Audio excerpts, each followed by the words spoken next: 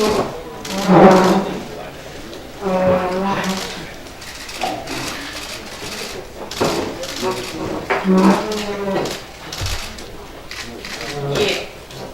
그동안 국정감사 하느라 정당들이 수고하셨고 또 우리 언론인 여러분 요청 많이 애써주셨습니다. 그동안 저희가 국감대책 회의했었는데요. 이제 겸임 상임위 몇 개를 남겨두고 국감이 종료되었습니다. 오늘부터는 원내대책 회의가 진행되겠습니다. 제119차 원내대책 회의를 시작하면서 홍영표 원내대표님의 말씀이 있겠습니다. 네. 이제 국정감사 기간 동안에 저희가 8시 30분에 원내대책을 하다가 이제 오늘부터 정상화됐습니다. 저도 어제 국방위 국정감사를 마치고 집에 돌아가니까 새벽 1시였지만 언론 여러분도 국정감사에 고생이 많으셨습니다. 제가 10시 반에 기자간담회가 있기 때문에 그때 국정감사에 대한 종합적인 평가는 자세하게 말씀드리도록 하겠습니다. 이번 국감은 사실 문재인 정부가 하는 사실상 첫 번째 국정감사였습니다. 우리 당은 사실 생산적인 국정감사 그리고 평화가 경제다라는 목표를 내걸고 모든 의원님들이 정말 성실하게 모든 일을 다해서 국정감사에 임했다고 생각합니다. 그래서 집권 여당이지만 정부에 대해서 따질 것은 따지고 또 비판할 것은 비판하는 그런 역할을 충분히 했고 또 그 과정에서 유치원 TV와 같은 문제에 대해서 저희가 문제 제기를 하고 또 국정감사 기간에 대안까지 마련하는 그런 성과도 있다고 생각이 듭니다.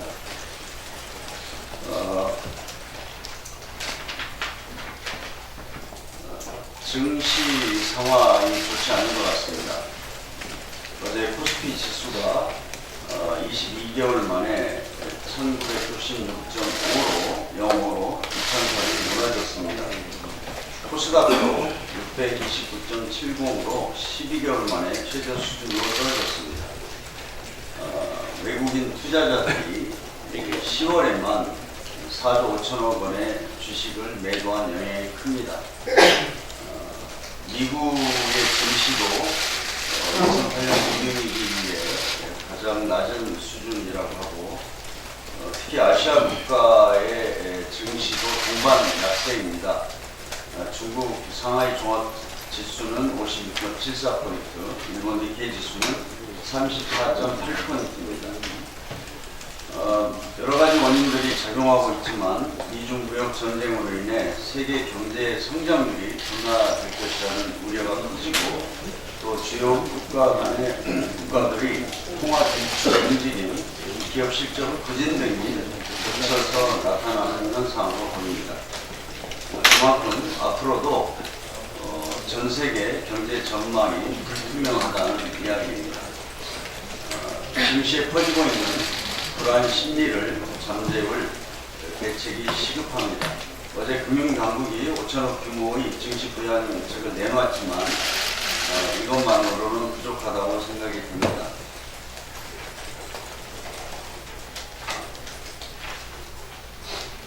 정부는 불안 심리가 실물 경제로까지 전이되지 않도록 막는 것이 중요하다고 생각합니다. 정부는 현 상황에 대한 위기의식을 갖고 더 적극적으로 선제적으로 대비해 주시기 바랍니다. 경기 활성화와 기업 투자를 촉진시킬 대책을 속도감 있게 추진시켜야 합니다. 그리고 내년 예산도 재정의 적극적 역할을 통해 경제 활력을 높일 수 있도록 다시 한번 꼼꼼히 살펴야 합니다.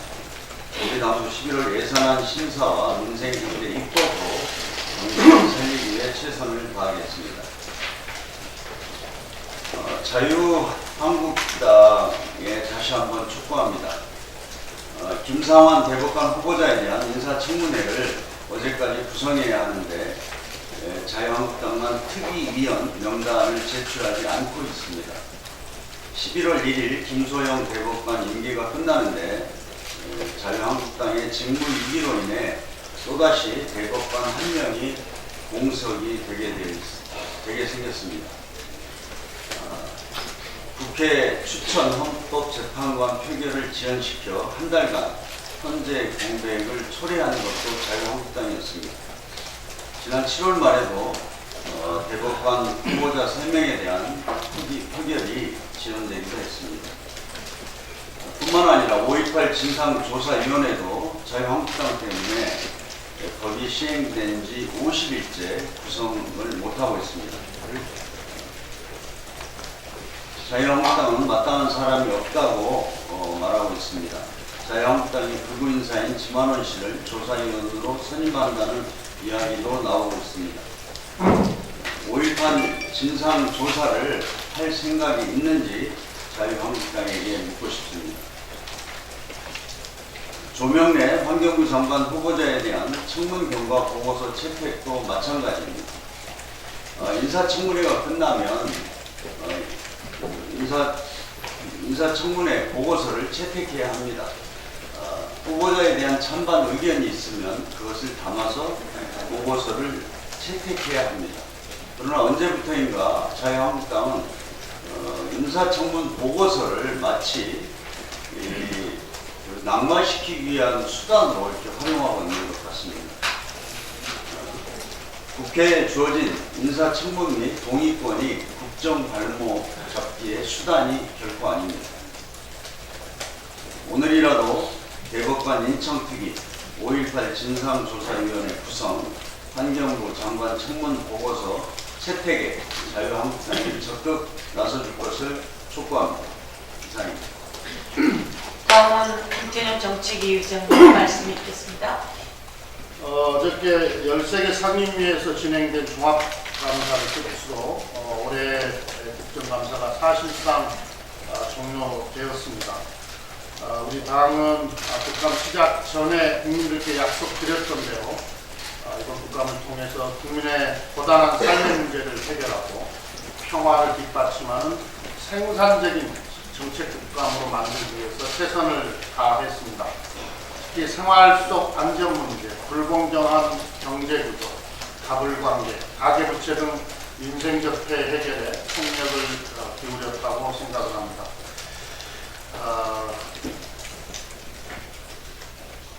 국감에서 거둔 우리 당의 성과들은 의원님들과 보좌진 그리고 당직자들의 땀과 노고가 된 결과물입니다.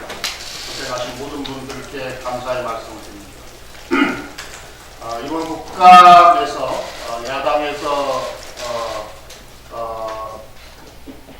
야당의 합리적인 문제 제기와 건설적인 정책 대안은 적극적으로 수용하겠습니다. 그래서 개선할 사항은 개선하고 또 도입할 것은 도입하는 그런 적극적인 자세를 갖도록 하겠습니다.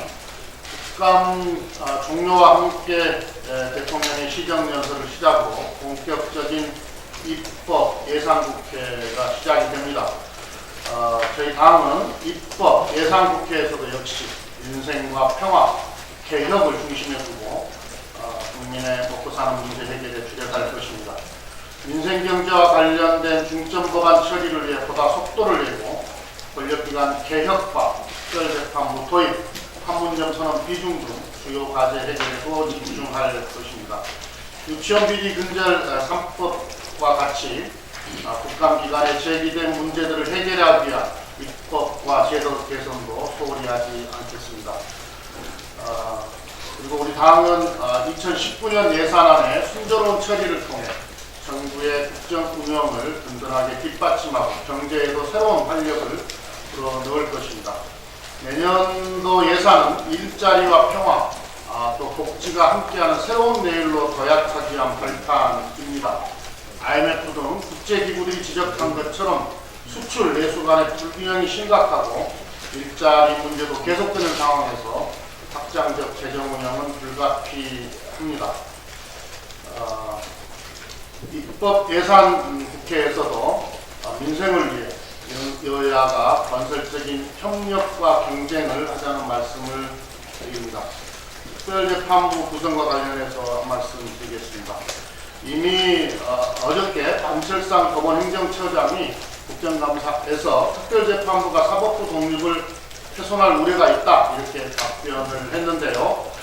이런 상권 분립을 훼손하거나 또는 사법부 독립을 훼손하는 것이 아님을 어저께 최고위원회에서 박주민 최고위원이 상세하게 국민 여러분들께 설명을 드리고 우리 홍영표 원내대표께서도 수차례에 걸쳐서 국민들께 말씀을 드린 바가 있습니다.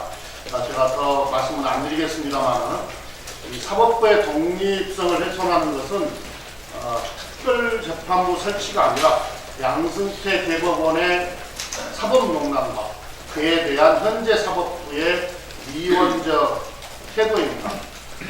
사법부에 대한 국민의 신뢰는 바닥에 떨어졌습니다. 우리 국민들은 여러 가지 사건과 송사 등으로 인해서 사법부로부터 재판을 받습니다. 이 재판부의 신뢰가 무너졌을 때 어떤 국민이 이 사법부를 믿을 수 있겠습니까? 또 그 재판 결과에 승복할 수 있겠습니까? 이번 기회에 특별재판부를 설치해서 사법농단에 대한 확실한 매듭을 지어야 우리 국민들이 다시 사법부를 신뢰하게 될 것이다 라는 말씀을 드리고, 국민의 신뢰를 잃은 사법부는 존립 기반이 무너진다는 사실을 명심하기 바랍니다. 새만금의 태양광 단지 관련해서 한 말씀 드리겠습니다. 언론에서 새만금의 태양광 풍력 등 재생에너지 발전 단지를 조성한다 이런 이제 보도가 있었고요. 또 그 계획이 알려졌고, 또 오늘 새만금 재생에너지 비전 선포식에서 자세한 내용이 발표가 되겠는데요. 언론에서 사실과 다르게 보도한 부분도 있고, 또 일부 일각에서는 이를 두고 정치 쟁점화를 시도하고 있기 때문에 오해가 있는 부분을 바로 잡고자 합니다. 먼저 정부가 한황해권 경제 거점 개발 계획을 뒤집고 태양광 산업을 추진한다 이렇게 비판을 하는 분이 계시는데요. 결론부터 말씀드리면 재생에너지 발전단지는 새만금 개발을 더 빠르게 더 잘하기 위한 것입니다. 일부 언론에서 마치 새만금 전체를 재생에너지 단지로 조성하는 것처럼 보도를 했는데요. 이런 사실과 다릅니다. 새만금 면적의 9.4%만 재생에너지 발전에 활용할 계획입니다. 새만금의 총 면적은 아시다시피 8,800만 평입니다. 서울의 3분의 2 면적입니다. 그 중에 일부만 신재생 단지로 조성한다 이 말씀을 드리고, 그래서 이 발전을 통해서 얻은 이익을 재투자하고 기업 유치에도 활용해서 새만금 개발을 더욱 가속화할 것입니다. 새만금 전체 면적이 방금 말씀드렸듯이 8,800만 평에 이르는 광활한 지역이기 때문에 한꺼번에 다 개발할 수도 없고 상당한 시간에 걸쳐서 개발을 해야 됩니다. 재생에너지 사업 부지는 공항 인접 지역 등 당분간 개발이 어려운 지역들을 활용할 계획입니다. 당분간 개발이 힘든 부지를 활용해 발전 수익을 얻고 이를 새만금 개발에 투자하면 새만금 활성화에도 큰 도움이 될 것입니다. 다음으로 정권마다 새만금 개발 계획을 변경했고 문재인 정부가 재생에너지 보급 확대를 위해 새만금을 활용한다 이렇게 비판을 한 언론이 있었습니다. 새만금의 재생에너지 단지를 조성하겠다는 계획은 문재인 정부에서 처음 만든 게 아닙니다. 2011년에 이명박 정부가 수립한 새만금 종합개발 계획에도 재생에너지 발전단지 조성이 포함되어 있습니다.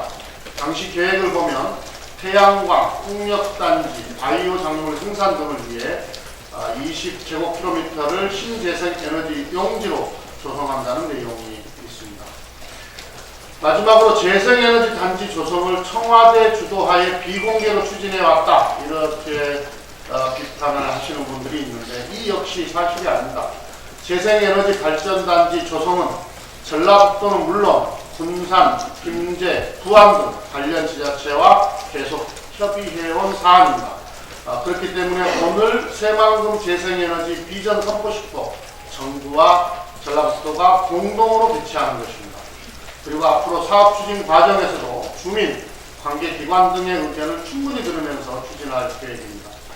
더불어민주당과 정부는 새만금을 반드시 환광해권 경제 거점으로 만들 것입니다. 남북도로, 동서도로 등 기반시설 확충과 병업단지 조성, 수변도시 건설에도 더욱 박차를 가하겠습니다. 일부 언론과 정치권에서는 확인되지 않은 사실로 불필요한 오해를 만드는 일을 자제해 주시기를 당부드립니다. 감사합니다. 예. 다음은 한정혜 정책위 수석 부의장의 말씀이 있겠습니다.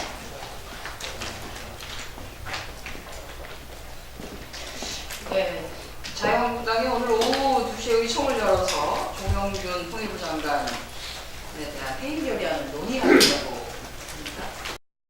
그런 얘기가 있습니다. 네. 내용은 아마 탈북기자 방북 추진 불허한 내용과 그리고 평양 선언 위반을 추진했다라고 하는 것 때문이라고 하는데요. 좀 많이 생뚱맞습니다. 국정감사가 끝나자마자 다시 정쟁의 늪으로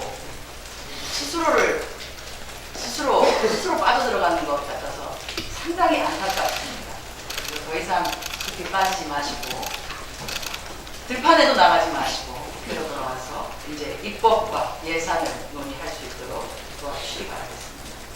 이번 국정감사를 거치면서 저희 환노위의 경우에는 야당에서 문제 제기를 했습니다만 여야가 모두 공분했던 내용이 하나 있었습니다. 그것은 한국거래소에서 있었던 성희롱으로부터 시작된 직장 내 괴롭힘, 그것이 만들어낸 자살이었습니다. 2016년에 있었던 일이었습니다만 그 건에 대한 논의를 했고요. 그것에 대해서 여야 모두가 이런 일이 다시는 일어나지 않도록 현안 질의를 통하든지 해서라도 공공기관에서부터 우선적으로 이런 것들을 아주 끝낼 수 있도록 하자라고 하는 공감대를 형성했습니다. 다만 안타까운 것은 직장 내 괴롭힘을 방지하기 위한 법안이 저희 환노위에서 논의가 됐고 법사위로 올라갔습니다만 법사위에서 자유한국당 의원 한 분의 반대로 또다시 제2 소위에 계류되는 상태입니다.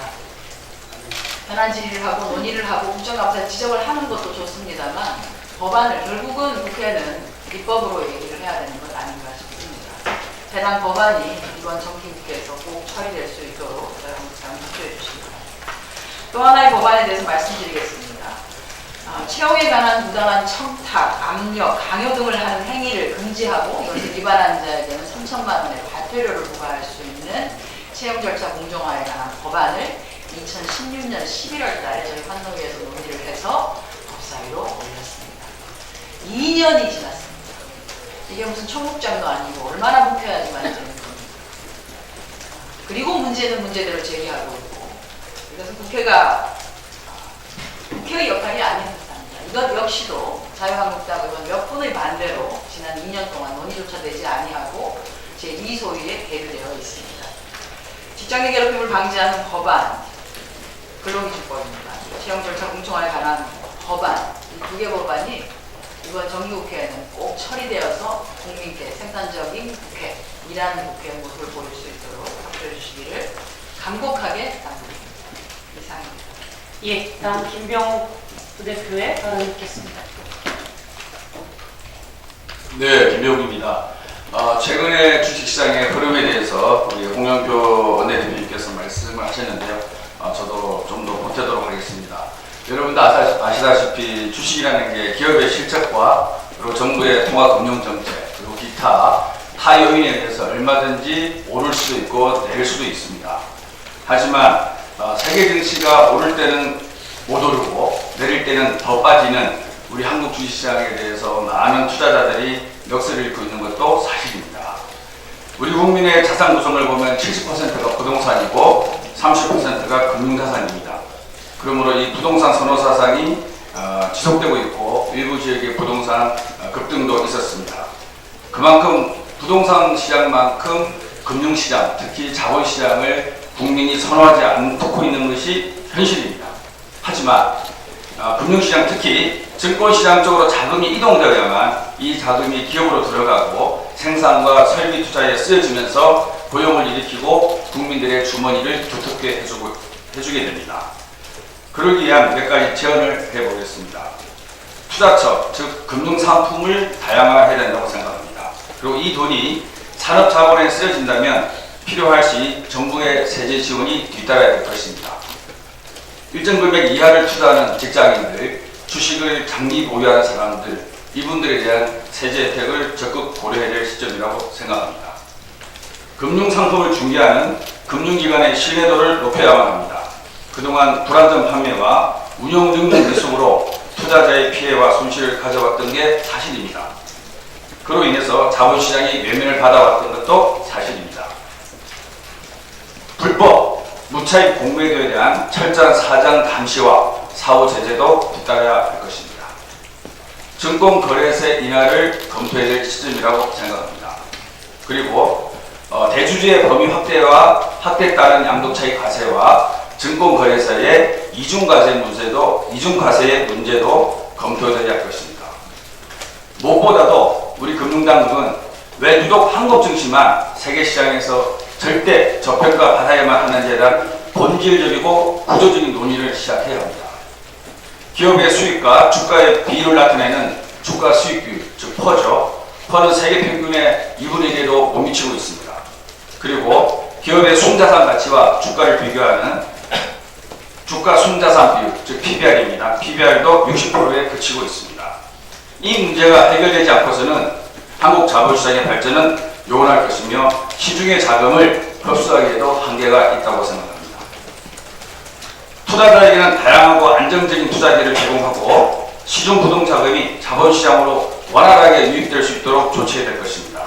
그리고 기업에게는 성장에 맞는 자금을 조달할 수 있도록 사모펀드 등을 활성화하고 자금시장이 본연의 역할을 제대로 수행할 수 있도록 과감한 혁신이 필요한 시점입니다. 이를 바탕으로 우리 주식시장이 제대로 평가받을 수 있도록 하여야 할 것입니다. 증권시장은 투자자들만의 시장이 결코 아닙니다. 증권시장은 기업이 필요로 하는 자금을 조달하는 시장입니다. 보다 더 당국에 적극적이고 과감한 대책이 수립되어야 할 시기라고 생각합니다. 이상입니다. 예, 감사합니다. 오늘 여가위와 정보위, 겸임상임위, 국감이 진행될 것입니다. 이제 국감이 막바지 종합국감까지 끝내고 겸임상임위가 남았습니다. 저희 더불어민주당에서는 국정감사 브리핑을 거의 매일 내면서 10일 후에 달하는 국정감사 브리핑을 냈습니다.